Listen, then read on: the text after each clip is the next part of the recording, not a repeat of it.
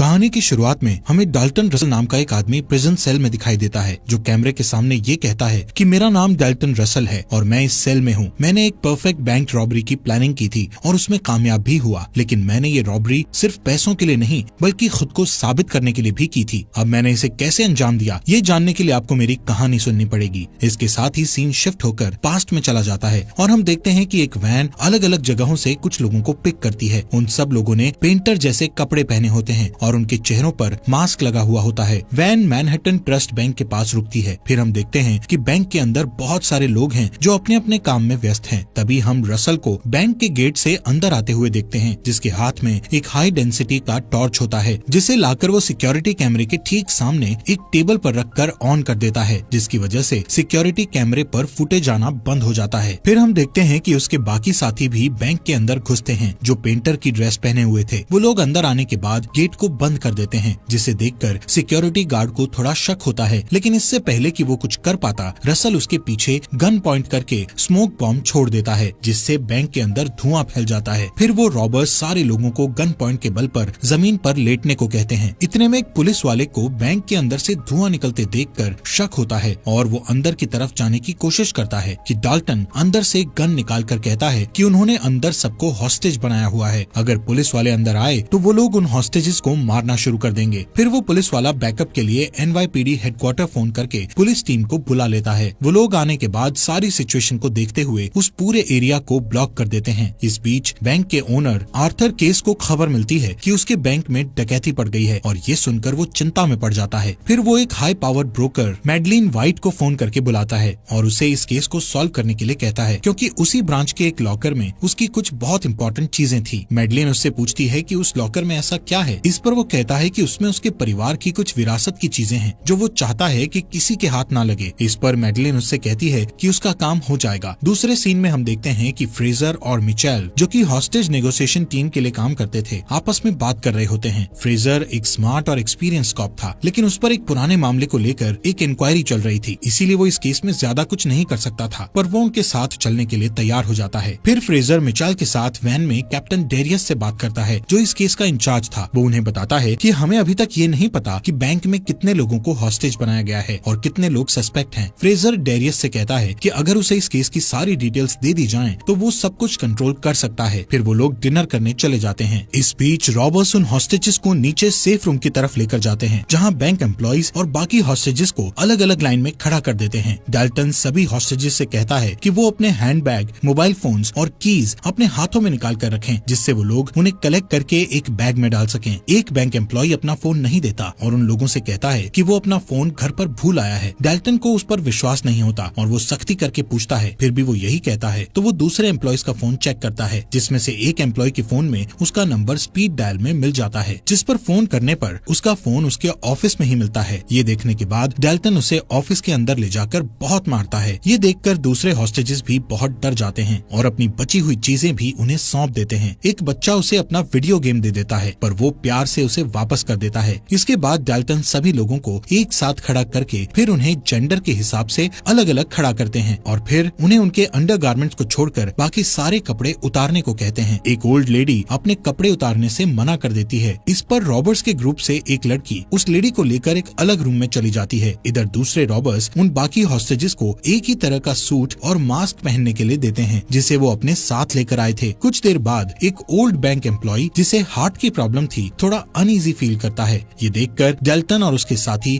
उसे बैंक से बाहर जाने देते हैं। जैसे ही वो बाहर आता है, पुलिस वाले उसे घुटने टेकने को कहते हैं। फिर वो उसे पकड़ लेते हैं और उससे अंदर के हालात पूछते हैं। तो वो कहता है कि अगर पुलिस अंदर गई तो रॉबर्स 2 लोगों को मार डालेंगे। इस बीच रॉबर्स बाकी और हॉस्टेजेस को चेक करते हैं और पूरे बैंक का जायजा लेते हैं। वो लोग सेफ रूम और लॉकर से गुजरते हुए बैक रूम में पहुंच जाते हैं, जहां ऑफिस सप्लाई रखी होती है। बाद में हम एक रॉबर को बैंक के अंदर जमीन की खुदाई करते हुए देखते हैं। इस बीच डेरियस फ्रेजर और मिचेल को उस आदमी के बारे में बताता है जिसे रॉबर्स ने बाहर आने दिया था। वो आदमी उन्हें बताता है कि अंदर 4 रॉबर्स हैं। इस पर डेरियस उन्हें बताता है कि वो रॉबरी से पहले के बैंक के वीडियो फुटेजेस का इंतजार कर रहा है, जिससे कि अंदर के हालात का सटीक अंदाजा लगा सके। वो बताता है कि बैंक के सारे कॉल्स उनकी तरफ डाइवर्ट कर दिए गए हैं और अब फ्रेजर के ऊपर था कि वो आगे क्या करता है। फ्रेजर को लगता है कि अभी रॉबर्स से बात करने का सही समय नहीं है, क्योंकि वो ये देखना चाहता था कि रॉबर्स का अगला कदम क्या होगा। इस इंतजार बाजार के दौरान मिचेल को रॉबर्स की वैन बाहर खड़ी मिलती है जो कि उनके हिसाब से चोरी की होगी। आखिरकार कुछ देर के बाद फ्रेजर डाल्टन से बात करने को तैयार हो जाता है और वो बैंक में फोन लगाता है, पर डाल्टन फोन पिक नहीं करता। तब तक सिक्योरिटी कैमरा की फुटेजेस आ जाती हैं और वो लोग उसे चेक करने लगते हैं, पर उन्हें कोई सुराग नहीं मिलता क्योंकि रॉबर्ट्स ने अपने साथ लाए हुए लाइट्स की हेल्प से इन कैमरास को पहले ही ब्लाइंड कर दिया था। तभी बैंक के सामने कुछ हलचल दिखाई देती है और सारे पुलिस वाले उधर दौड़ पड़ते हैं। ठीक उसी वक्त मैडलिन न्यूयॉर्क के मेयर से मिलने जाती है। वो उनसे कहती है कि उसके एक क्लाइंट के लिए उसे उनकी हेल्प चाहिए क्योंकि वो अपने क्लाइंट के लिए हॉस्टेजेस को मॉनिटर कर रही है। वो कहती है कि उसे किसी तरह बैंक के अंदर जाने का इंतजाम करा दे, साथ ही सेफ्टी के लिए कुछ पुलिस वालों को भी उसके साथ कर दे। पहले तो मेयर इसके लिए साफ मना कर देता है, पर मैडलिन के बहुत इंसिस्ट करने पर मान जाता है। इस बीच रॉबर्ट्स एक और हॉस्टेज को मैसेज के साथ रिलीज करते हैं। जैसे ही वो हॉस्टेज बाहर आता है, सारे पुलिस वाले उसे दबोच लेते हैं। वो एक सिख था, पर गलती से वो सब उसे अरबी आतंकवादी समझकर उसकी पगड़ी उतारकर उसके धर्म का अपमान करते हैं। उसे बुरी तरह पकड़कर ले जाते हैं और एक रेस्टोरेंट में जाकर उससे पूछताछ करने लगते हैं। सिख बहुत नाराज होता है, पर वो लोग किसी तरह उसे मना लेते हैं। फिर वो बताता है कि अंदर कम से कम 20 से 30 हॉस्टेजेस हैं और वो रॉबर्ट्स फॉरेनर्स हैं। इसके बाद वो लोग उस मैसेज को पढ़ते हैं जिसे रॉबर्ट्स ने उस हॉस्टेज के साथ भेजा था। उस मैसेज में लिखा था कि उन्हें 2 बस और एक जंबो जेट चाहिए जो कि 9 बजे तक उन्हें डिलीवर कर दिया जाए, और अगर पुलिस वालों ने उनकी डिमांड्स पूरी ना की तो हर घंटे में एक हॉस्टेज को मार डाला जाएगा। उसमें ये भी लिखा था कि बैंक को अंदर से एक प्लास्टिक एक्सप्लोजिव से घेर लिया गया है। इस पर वो लोग बैंक के फोन में एक मैसेज भेजते हैं जिसमें डैरियस कहता है कि वो लोग जेट अरेंज नहीं कर सकते, लेकिन बस के बारे में संभावना है। पर फ्रेजर कहता है कि जब तक रॉबर्ट्स उनसे बात नहीं करेंगे उन्हें कुछ नहीं मिलेगा, एक कप कॉफी तक नहीं। इस बीच अचानक केस वहाँ आ जाता है और कहता है कि शायद वो उनकी कुछ मदद कर सके और रॉबर्ट्स की डिमांड के बारे में पूछता है। जब कॉप्स उन्हें बताते हैं कि रॉबर्ट्स को प्लेन चाहिए तो वो कहता है कि वो शायद अरेंज कर सके। इस पर सारे कॉप्स हैरान रह जाते हैं। केस वहाँ रुककर सारी सिचुएशन और उस पर हो रही प्रोग्रेस अपनी आंखों से देखना चाहता था, लेकिन सब उसे समझा बुझाकर भेज देते हैं। इस बीच रॉबर्ट्स का एक और मैसेज आता है कि उन्हें खाना चाहिए। इसे पुलिस वाले एक अच्छा मौका समझते हैं क्योंकि खाने के साथ साथ वो वहाँ कुछ ऐसे डिवाइस भेज सकते थे जिससे कि वो अंदर होने वाली बातचीत को सुन सकें। टैपिंग डिवाइस इंचार्ज कहती है कि पिज्जा भेजना बेहतर होगा क्योंकि उसके लिए लोग एक जगह इकट्ठा होंगे और आपस में बातचीत करेंगे, जिससे हमें अंदर के हालात ज्यादा अच्छे मालूम होंगे। फ्रेजर उससे डिवाइस के बारे में पूछता है तो वो कहती है कि ये एक डिजिटल डिवाइस है जो 30 सेकंड्स तक रिकॉर्ड कर सकता है। इस बीच एक हॉस्टेज होशियारी दिखाने की कोशिश करता है तो वो लोग उसे पीटते हुए घसीटकर उस रूम में ले जाते हैं जहां ऑफिस सप्लाई रखी थी। थोड़ी देर बाद उनका खाना आ जाता है जो उन्होंने ऑर्डर किया था। फ्रेजर अपनी निगरानी में सारी चीजों को रॉबर्ट्स तक पहुंचते हुए देखता है और डाल्टन से खुद को इंट्रोड्यूस कराता है। फ्रेजर डाल्टन से कहता है कि अगर वो उसका फोन उठाए तो वो उससे बात करना चाहता है, लेकिन डाल्टन कुछ नहीं कहता। इसके बाद पुलिस वाले बैंक के अंदर होने वाली बातचीत को ऑडियो डिवाइस के जरिए सुनने की कोशिश करते हैं, जिससे उन्हें पता चलता है कि वो लोग किसी अलग भाषा में बात कर रहे थे। फ्रेजर अनुमान लगाता है कि वो शायद रशियन भाषा है। फिर वो मिचेल को रिलीज किए गए हॉस्टेजेस से ये मालूम करने के लिए भेजता है कि क्या उन्होंने बैंक के अंदर किसी को रशियन भाषा में बात करते देखा था। इस बीच बैंक में रॉबर्ट्स फीमेल हॉस्टेज में से किसी एक को ले जाकर दूसरे कमरे में बंद कर देते हैं और उसकी जगह वो फीमेल रॉबर उस पहले कमरे में चली जाती है और खुद हॉस्टेज होने का नाटक करती है। इसी तरह वो दूसरी लेडी को एक तीसरे रूम में बंद करते हैं। आखिर में असली फीमेल रॉबर को सप्लाई रूम में गड्ढा खोदते हुए दिखाया जाता है। इधर सारे कॉप्स एक रशियन जानने वाले कॉप के साथ बात करते हैं तो वो कहता है कि डिवाइस में रिकॉर्ड हुई भाषा रशियन जैसी लगती है, पर असल में वो बुल्गारियन है जो कि सेंट्रल यूरोप में बोली जाती है। तभी फ्रेजर को एक आइडिया सूझता है और वो उस रिकॉर्डिंग को बाहर भीड़ भाड़ वाली जगह पर बजाते हैं ताकि आने जाने वाले लोगों में से अगर किसी को वो भाषा आती हो तो उनसे संपर्क कर सके। उसका आइडिया काम कर जाता है। एक कंस्ट्रक्शन वर्कर उस भाषा को पहचान लेता है और कहता है कि वो अल्बानियन भाषा है क्योंकि उसकी एक्स वाइफ अल्बानिया से थी। ये सुनकर वो लोग अल्बानियन कॉन्सुलेट से संपर्क करने की कोशिश करते हैं पर नहीं कर पाते। आखिरकार वो उस कंस्ट्रक्शन वर्कर से फोन करवाकर उसकी वाइफ को बुलवाते हैं। उसकी वाइफ आती है और सारी सिचुएशन समझने के बाद इस मौके का फायदा उठाकर वो अपनी पार्किंग फीस माफ करवाने को कहती है। फ्रेजर उससे रिकॉर्डिंग को ध्यान से सुनकर उन्हें बताने के लिए कहता है। इस पर वो औरत हंसने लगती है और कहती है कि उसे न सिर्फ ये पता है कि वहाँ क्या बात हो रही थी बल्कि ये भी पता है कि बोलने वाला कौन है। पुलिस वाले ये सुनकर सारी बात जानने के लिए बहुत उत्सुक हो जाते हैं, पर तुरंत ही उनकी खुशी निराशा में बदल जाती है जब उन्हें पता चलता है कि वो आवाज दरअसल अल्बानिया और वरास्का के पूर्व कम्युनिस्ट प्रेसिडेंट की थी और ये रिकॉर्डिंग उन्हीं के एक पुराने भाषण का हिस्सा था। वो समझ जाते हैं कि रॉबर बहुत होशियार हैं। वो खाने के पैकेट्स में पुलिस वालों की तरफ से छुपाकर भेजे गए डिवाइस के बारे में जान गए होंगे और इसीलिए उन्होंने वो रैंडम टेप चलाया होगा ताकि वो उन्हें कंफ्यूज कर सके सकें। इसी बीच हम देखते हैं कि बैंक के अंदर डाल्टन एक एक करके सारे सेफ चेक करता है, पर किसी सेफ से कुछ लेता नहीं है। और थोड़ी ही देर में हम देखते हैं कि वो और उसकी एक साथी एक सेफ डिपॉजिट बॉक्स को खोलते हैं। उसमें उन्हें एक डॉक्यूमेंट, हीरो से भरी एक छोटी थैली और एक कार्टियर रिंग मिलती है। डाल्टन डॉक्यूमेंट्स को अपने पास रख लेता है और उसकी पार्टनर बाकी चीजों को वापस बॉक्स में बंद कर देती है। उसी वक्त मेयर मैडेलिन के साथ वहाँ पहुँचता है और बैंक के सामने खड़े वैन में जाकर डिटेक्टिव से बात करता है। वो लोग अपना परिचय देते हैं और मैडेलिन बहुत शॉर्ट में अपने वहाँ आने का मकसद बताती है। फ्रेजर उसकी हेल्प लेने में इंटरेस्टेड नहीं दिखता, तो वो लोग उसे उसके पुराने केस को लेकर ब्लैकमेल करने की कोशिश करते हैं। इस पर फ्रेजर मान जाता है। कुछ देर बाद डाल्टन फ्रेजर का फोन उठा लेता है, लेकिन बातचीत का कुछ नतीजा नहीं निकलता, क्योंकि डाल्टन उसी की बात को दोहराता है कि उसकी डिमांड पूरी नहीं की गई तो वो हॉस्टेजेस को मार डालेगा। दूसरी बार की बातचीत में भी वो सारी चीजें रिपीट होती हैं। फ्रेजर को लगता है कि वो किसी तरह रॉबर्ट से थोड़ा वक्त और ले ले तो उन्हें कोई स्ट्रैटेजी बनाने में आसानी होगी। ये सोचकर वो उनसे दोबारा खाने का ऑफर देता है, जिस पर डाल्टन उन्हें सैंडविच भेजने को कहता है। इसके बाद रॉबर्ट्स उस होल को चेक करते हैं जो उन्होंने सप्लाई रूम में खुदवाया था और आगे चलकर उनकी रॉबरी का एक बड़ा हिस्सा बनने वाला था। डाल्टन से खुद बात करने के बाद फ्रेजर मैडेलिन से भी उसकी बात कराता है। मैडेलिन उसे फेस टू फेस बात करने के लिए कन्विंस कर लेती है और फ्रेजर उसे बैंक तक पहुंचा देता है। उसे चिंता थी कि मैडेलिन कुछ गलत ना कर बैठे, पर वो उसे भरोसा दिलाती है कि वो सब कुछ संभाल लेगी। जब वो बैंक के अंदर जाती है तो इधर उधर नजर दौड़ाने के बाद वो डाल्टन की तरफ बढ़ती है। डाल्टन से बातचीत के दौरान वो उसे सेफ डिपॉजिट बॉक्स देने के बदले कम से कम सजा और $2 मिलियन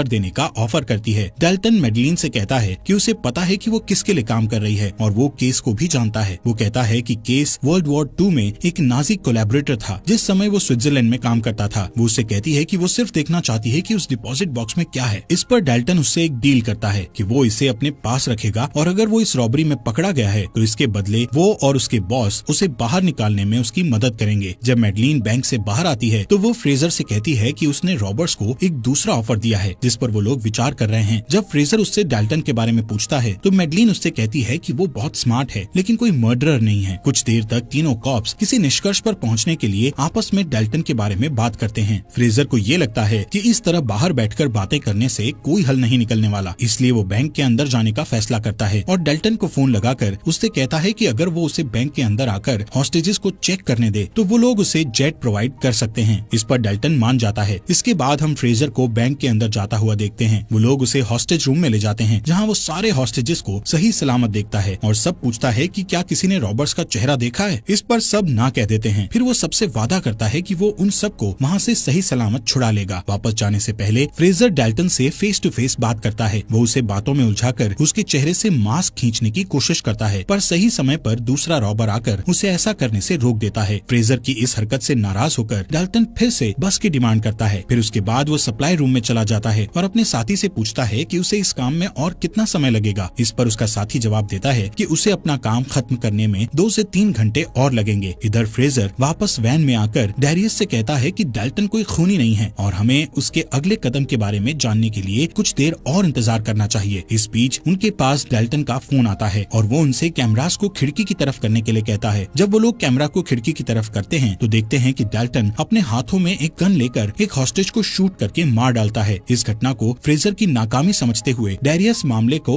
पूरी तरह अपने हाथों में ले लेता है और वो टैक्टिकल टीम को जल्द से जल्द बैंक के अंदर भेजने की योजना बनाता है। लेकिन टैक्टिकल टीम को बैंक के अंदर भेजना एक बड़ी चुनौती थी। किसी भी जान को कोई नुकसान ना पहुंचे, इसके लिए रबर बुलेट्स का इस्तेमाल ही एकमात्र सलूशन था। मिचेल का ख्याल था कि अगर कोई गड़बड़ हुई तो इसका जिम्मेदार भी फ्रेजर को ही ठहराया जाएगा, लेकिन वो कहता है कि उसकी मैडेलिन से डील हुई थी और वो एक अच्छा डिटेक्टिव साबित होगा। इससे पहले कि डैरियस टैक्टिकल टीम को बैंक में भेजता, फ्रेजर को पता चलता है कि रॉबर्ट्स ड्रॉवर में रखे एक ट्रांसमीटर के जरिए उनकी सारी बातें सुन रहे थे। वो डैरियस से कैप्टन को इन्फॉर्म करने के लिए कहता है, पर डैरियस उसकी बात को अनसुना करके अपने प्लान की तरफ आगे बढ़ जाता है। इधर डाल्टन उनकी सारी बातें सुनकर बैंक के अंदर स्मोक ग्रेनेड फेंक देता है और कॉप्स के अंदर आने से पहले सारे हॉस्टेजेस को बैंक के बाहर निकाल देता है। बाहर निकलते ही टैक्टिकल टीम वाले सारे हॉस्टेजेस को जमीन पर लेटने के लिए कहते हैं और फिर उन्हें गिरफ्तार कर लेते हैं। इसके बाद वो लोग बैंक के अंदर जाते हैं ताकि रॉबर्ट्स को पकड़ सकें और अगर कोई डेड बॉडी मिले तो उसे भी बाहर ला सकें। वो लोग सारे रूम्स को चेक करते हैं, फिर सेफ और सप्लाई रूम को भी देखते हैं, लेकिन उन्हें कहीं भी कुछ नहीं मिलता। डैरियस, मिचेल और फ्रेजर भी वहाँ पहुँचते हैं तो टैक्टिकल टीम का हेड उन्हें बताता है कि उन्हें किसी हॉस्टेज की बॉडी नहीं मिली और न ही बैंक से कोई चीज गायब हुई है। इसके अलावा कॉप्स ये भी देखते हैं कि रॉबर्ट्स के सारे हथियार असल में खिलौने थे और उस हॉस्टेज का मारा जाना भी एक ड्रामा था। इस बीच सारे हॉस्टेजेस और उनके बीच छिपे हुए रॉबर्स को पुलिस पूछताछ के लिए पुलिस स्टेशन ले जाती है। वो इस तरह हॉस्टेजेस के बीच घुल मिल गए थे कि कोई भी नहीं कह सकता था कि कौन हॉस्टेज है और कौन रॉबर्स। इसलिए फ्रेजर का कैप्टन उससे कहता है कि अब इस केस का कोई मतलब नहीं बनता, क्योंकि ना तो कुछ चोरी हुआ है और ना ही कोई पकड़ा गया है। फ्रेजर को ऐसी उम्मीद नहीं थी, पर वो हार भी नहीं मान सकता था। जब वो सारे लॉकर्स और सेफ की छानबीन करता है तो उसे उस सेफ डिपॉजिट बॉक्स वाले लॉकर के बारे में पता चलता है कि उसकी डिटेल्स गायब हैं। फिर वो मैडलिन से मिलता है और उसे वो रिकॉर्डिंग सुनाता है जिसमें मेयर और मैडलिन उसे ब्लैकमेल कर रहे थे। वो कहता है कि वो उस रिकॉर्डिंग के बारे में किसी को कुछ नहीं बताएगा, लेकिन इसके बदले में वो उससे उस बॉक्स की जानकारी मांगता है। मैडलिन उससे थोड़ा हिंट देकर इस बात को यहीं खत्म करने के लिए कहती है और बाद में केस से मिलने जाती है। वो केस को बताती है कि फ्रेजर के बारे में चिंता करने की जरूरत नहीं है, वो डॉक्यूमेंट्स उसके हाथ नहीं लगेंगे, क्योंकि उस डॉक्यूमेंट्स को डाल्टन जमानत के तौर पर अपने साथ लेकर गया है ताकि अगर वो पकड़ा जाए तो खुद को बचाने के लिए उस बॉक्स के बदले वो हमारी मदद ले सके। मैडलिन को पता था कि उस सेफ में डॉक्यूमेंट्स के अलावा डायमंड्स भी थे। केस उसे बताता है कि उस बॉक्स में एक कार्टियर रिंग भी थी जो कि उसकी जूइश फ्रेंड का था, जिसे उसने नाजियों से ही बचाया था, क्योंकि नाजियों ने इसके लिए उसे बहुत बड़ी रकम दी थी। इसके बाद वो मैडलिन को उसकी फीस देकर रुखसत करता है। यहाँ सीन शिफ्ट होता है और हम डाल्टन को उसी प्रिजन सेल में देखते हैं जहाँ से वो अपने इस रॉबरी की पूरी कहानी सबको बता रहा होता है कि कैसे उसने एक कमरे में बैठकर इतनी बड़ी रॉबरी को अंजाम दिया। ये वही सेल था जो उसके साथियों ने सप्लाई रूम में गड्ढा खोदकर बनाया था और ट्रिक वॉल से छुपा दिया था। अब डाल्टन के पास डायमंड्स, रिंग और वो डॉक्यूमेंट्स थे। वो उस ट्रिक वॉल को तोड़कर वहाँ से निकलता है और आसानी के साथ बैंक के फ्रंट गेट से बाहर आ जाता है जैसे कि वो एक नॉर्मल क्लाइंट हो। उसके सारे साथी बैंक के बाहर एक गाड़ी में उसका इंतजार कर रहे होते हैं। फ्रेजर और मिचेल जब बैंक के अंदर आ रहे होते हैं तब बाहर जाते वक्त डाल्टन फ्रेजर से टकरा जाता है, पर वो उसे पहचान नहीं पाता। फ्रेजर कोर्ट के ऑर्डर से बैंक के अंदर जाकर जब उस डिपॉजिट बॉक्स को खोलता है तो उसमें उसे च्युइंगम, कार्टियर रिंग और एक नोट मिलता है जिस पर फॉलो द रिंग लिखा होता है। फ्रेजर उस बॉक्स के बारे में बात करने के लिए केस के पास जाता है क्योंकि उसको शक था कि इस सीक्रेट के पीछे कोई